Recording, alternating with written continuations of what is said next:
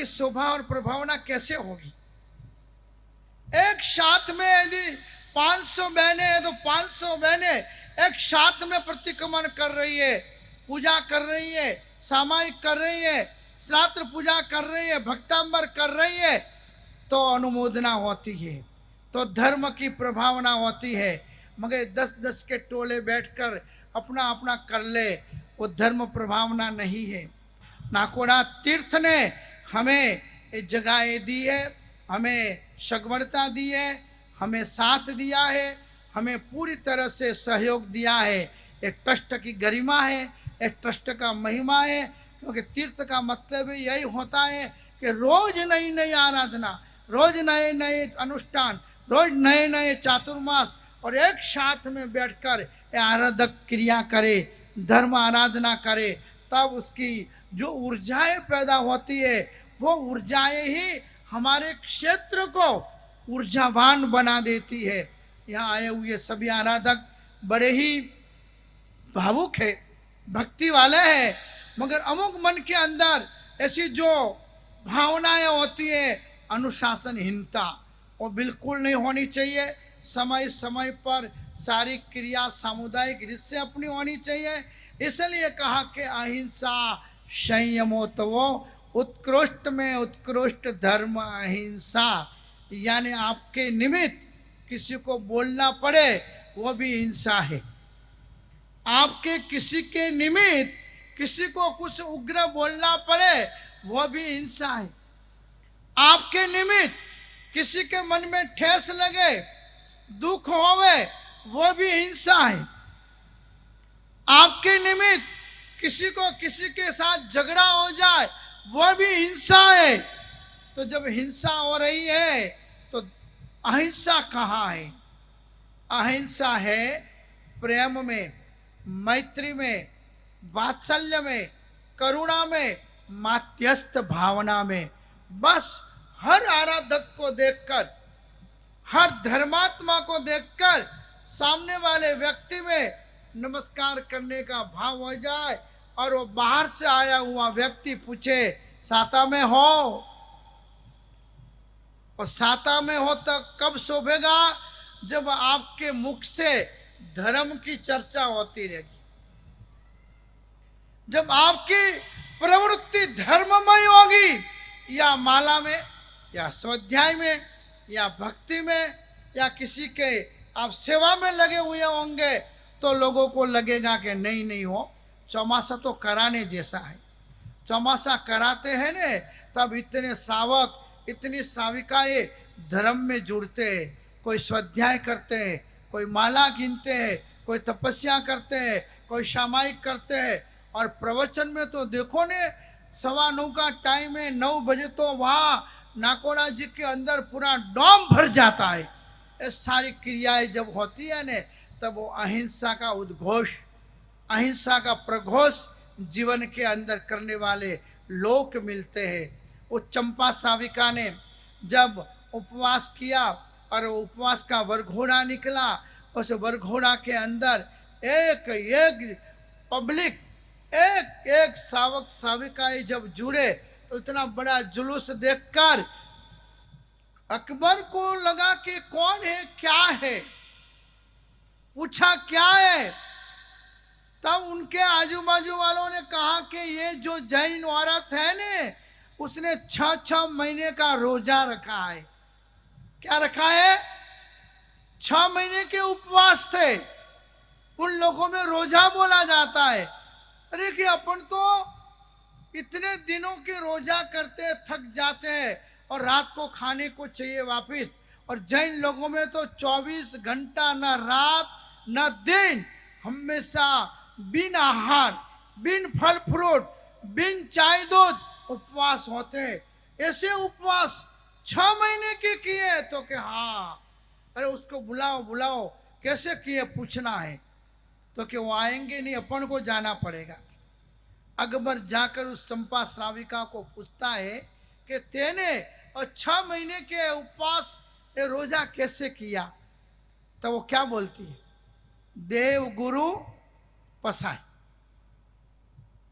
है। हमारे देव की कृपा, हमारे गुरु की कृपा, कि उन देव गुरु की कृपा से मैं 6 महीने का तप कर सकती हूं। देखो, ये भक्ति थी और ये श्रद्धा थी उसकी। धर्म के प्रति चंपा श्राविका की श्रद्धा थी और देव गुरु के प्रति उनका इतना प्रेम था, इतना प्रेम था, इतनी श्रद्धा और भक्ति थी कि उसने नहीं कहा कि मेरी प्रैक्टिस है, मैं रोज करती हूं, मुझे तो कुछ लगता ही नहीं है। नहीं, अपनी क्या शक्ति है, अपना क्या अस्तित्व है, कुछ नहीं है अपना। वो तो देव की कृपा, गुरु की कृपा जब बरसती है ने, तब पुण्यवानों ये शक्ति आ जाती है। नहीं तो एक टाइम चाय भी नहीं मिली हो ने, सिर दर्द चालू हो जाता है। और कभी भी नौकारसी के समय चाय बिना नहीं चल सकने वाले लोग एकासना करते हैं, अम्बिल करते, उपवास करते। ये कोई खेलकूद की बात नहीं है, मनोबल। और मनोबल तब मजबूत बनता है जब श्रद्धा। बस आज तक तो बहुत खाया, बहुत पिया, अब भक्ति के लिए, अब मेरी श्रद्धा को विकसित करने के लिए मुझे आराधना करनी है, मुझे भक्ति करनी है। तब ओ देव गुरु पसाए बोलती है, तब वो अकबर पूछता है कि कौन से देव तुम्हारे, कौन से गुरु तुम्हारे हैं? तो बोलती है हरिहंत प्रभु, जिनेश्वर परमात्मा, 24 अंपी जिनवरा तिथय रामे पश्यंतो। अरे 24 प्रभु की कृपा बरसती हो और उनके प्रति श्रद्धा और भक्ति हो तो कहीं आपको मांगने की जरूरत नहीं। हमारे नमुत्थुणम में और हमारे लोगस में ऐसे ऐसे मंत्र समाविष्ट है कि उसका पाठ, उसका स्मरण यदि एकाग्रता से आप करो ने, 12 लोगस का कौशक है, यदि एकाग्रता से और भाव से और विधि से आप करो ने, तो दुनिया की सारी चीजें बाहर हो जाती है। और इसलिए जब समाज, संघ और देश के ऊपर कोई आपत्ति विपत्ति आती है ने, तब आचार्य भगवंत मिलकर ऐलान करते हैं कि हर सावक साविकाएं, हर आराधक 12 लोगस का कौशक करे। ऐसी अद्भुत रसायन जैसी चीजें अपन को जन्मते ही प्राप्त हुई है, मगर मुफ्त में मिली है ने, मुफ्त में मिली है, इसलिए कीमत नहीं अपन समझ पाते हैं कि लोगस क्या है, नमुत्थुणम क्या है। आराधना के क्षेत्र में जो डूबते हैं, देव गुरु धर्म के सानिध्य में रहते हैं और जिज्ञासा वृत्ति से देव गुरु के सानिध्य में जिज्ञासा की भावना से जो जुड़ते हैं ने, उनके सारी समस्याओं का समाधान होता है। पर जिज्ञासा नहीं, खाली लेना ही है, खाली देखना ही है, ऐसे लोग कभी कुछ नहीं पा सकते। तो पुण्यवानों, यहाँ पर इसलिए बताया कि धर्म का स्वरूप, धर्म का स्वरूप बताया अहिंसा, संयम और तप। अपन तप भी करते हैं, संयम सदाचार का पालन भी करते, मगर अहिंसा का तो समझ एक ही समझा है अपन, सावध्यम जोगम पचखामी, बस एक सामायिक कर ली और 48 मिनट अपन व्रत कर लिया, એટલે अपना तो सारा काम हो गया। नहीं, मनसा, वचसा और कायसा, 3 प्रकार से अहिंसा का पालन होता है। मन से परिपालन करना अहिंसा का, वचसा, वचन से भी परिपालन करना अहिंसा का, कायसा, इस काया से भी। कैसे?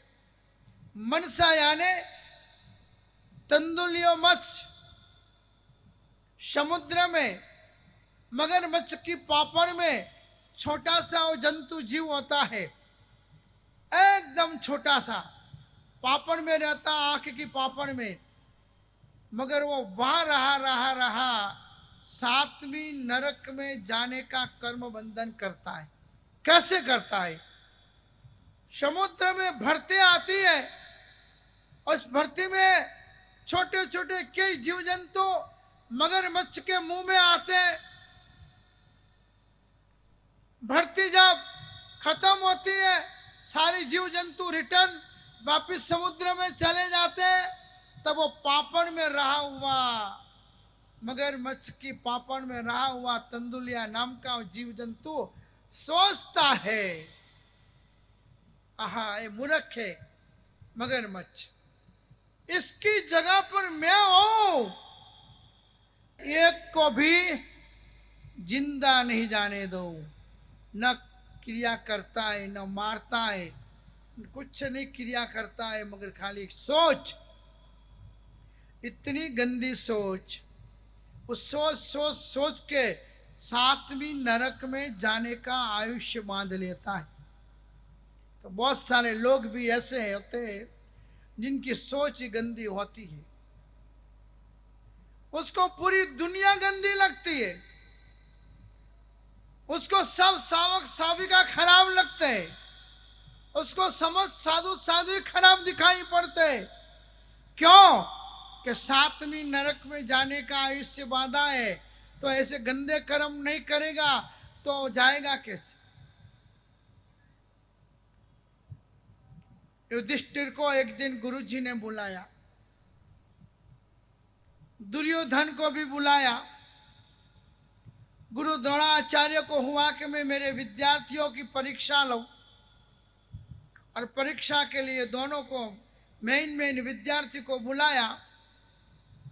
दुर्योधन को कहा कि भाई बहुत पढ़ाया है मैं तेरे को, युधिष्ठिर को भी कहा कि तुझे भी मैंने बहुत पढ़ाया है, अब तुम्हारी परीक्षा लेनी है मुझे। दुर्योधन तू जा इस गांव के अंदर घर घर जा, और हर व्यक्ति को हर घर में जाके मिल, और मिलके हर व्यक्ति में क्या गुण है वो लिस्ट बना। क्या काम दिया? पूरे गांव में घर घर जाना, हर घर में हर व्यक्ति को देखना मिलना और लिस्ट बनाना कि किसमें क्या गुण है, अच्छा ये क्या है, और लिस्ट बना के लेके आओ। हाँ जी, निकला, बुलाया युधिष्ठिर को, देख भाई तेरे को भी मैंने बहुत पढ़ाया है, तेरे को भी घर घर जाना है पूरे गांव में, और तुझे भी एक लिस्ट बनाना है कि इस गांव में घर घर में कितने गलत लोग हैं, दुर्जन लोग हैं, दुष्ट लोग हैं, बेईमान लोग कितने हैं, उसका लिस्ट बना के लेके आओ। दोनों गुरु आज्ञा को पाकर निकल गए। एक सोचता है दुर्योधन कि गुरुजी ने भी कैसा सवाल किया, इस गांव में और लोगों के घरों में अच्छे लोग, सज्जन लोग, बुद्धिशाली लोग, धर्मी लोग है कौन? सारे ऐसे इकट्ठे हुए हैं, अधर्मी पापी लोग तो भरे घर घर के अंदर, उनका क्या लिस्ट बनाना है? अच्छा मच्छा तो मैं ही हूं और कोई है ही नहीं। 2-4 घंटा बाहर जाके सो गया। अब युधिष्ठिर जी भी निकले, गुरु की आज्ञा थी कि घर घर जाना है, लिस्ट बनाना है, खराब लोग, गलत लोग, बेईमान लोग, दुर्जन लोग कितने हैं उसका लिस्ट बनाना है। वो भी गया, घर घर जाता है, लोगों को मिलता है।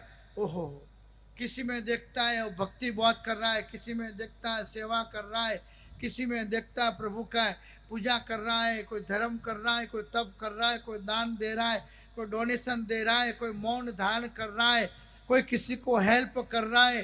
ये सब उसको दिखाई पड़ता है, मगर किसी व्यक्ति में अवगुण दोष उसको दिखाई ही नहीं पड़ता है। नजर को बदलिए, नजारे बदल जाएंगे। अपनी नजर जिस दिन बदल जाएगी न, उस दिन अपनी देखने की जो दृष्टि है न, वो भी बदल जाएगी। इसलिए पुण्यवानों, अपन को अपने जीवन के अंदर क्या करना है? अहिंसा, यानी मनसा, मन से भी किसी का बुरा सोचना नहीं है, और मानसिक अहिंसा है। यदि द्रव्य से हिंसा अहिंसा का पालन करे और मन में वही सोचे कर ऊपर तो माना फिर तीन जीव फरे वन माही चितलू तो चिहू दिसी पी डोले इन भजने सुख नाही मन से भी बास जो हो ये मुझे शक्ति ऐसी सभी जीव करो शासन रसी। ऐसी शक्ति मिल जाए हर व्यक्ति को मैं सुख दूं, हर व्यक्ति को मैं धर्मी बनाऊं, हर व्यक्ति को मैं हेल्प मदद करूं। ये भावना जब आती है ने तब तीर्थंकर बनने की लायकात पैदा होती है। मेरा अच्छा हो जाए वो कभी तीर्थंकर नहीं बनता है, हमारा अच्छा हो जाए यह भी कभी तीर्थंकर नहीं बन सकता है, मगर सबका अच्छा हो जाए।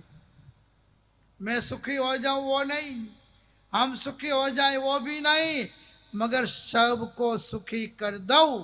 ये भावना जिस व्यक्ति में जिस आत्मा में आती है वो व्यक्ति तीर्थंकर नाम गोत्र कर्म बांधता है। फिर वो किसी जाति का क्यों ना हो, किसी धर्म का क्यों ना हो, मगर ऐसी विशालतम भावना उदार भावना जिस व्यक्ति के दिल में आती है ने वही व्यक्ति पुण्यात्मा धर्मात्मा और परमात्मा की पदवी को पा सकता है। और इसलिए चातुर्मास है, चातुर्मास में समझना है, चातुर्मास में सीखना है, चातुर्मास में परिवर्तित होना है और चातुर्मास में ही व्रत नियम को जानकर समझकर ग्रहण करना है कि तेन त्यक्तेन भुंजी था। जो कुछ भी मिलेगा उसमें से थोड़े में से भी थोड़ा मैं छोड़ूंगा। हाँ, जो कुछ भी मिलेगा उसमें से थोड़े में से भी थोड़ा मैं छोड़ूंगा औरों के लिए, मेरे लिए नहीं, औरों के लिए मैं साता दोंगे ने तो सुख मिलता है, अनुकूलता किसी को दोंगे ने तो सिद्धि मिलती है। सिद्ध भगवान कब बनते? समस्त जीव सृष्टि का भला करने का जिनमें सोच आती है वो सिद्ध बनते हैं।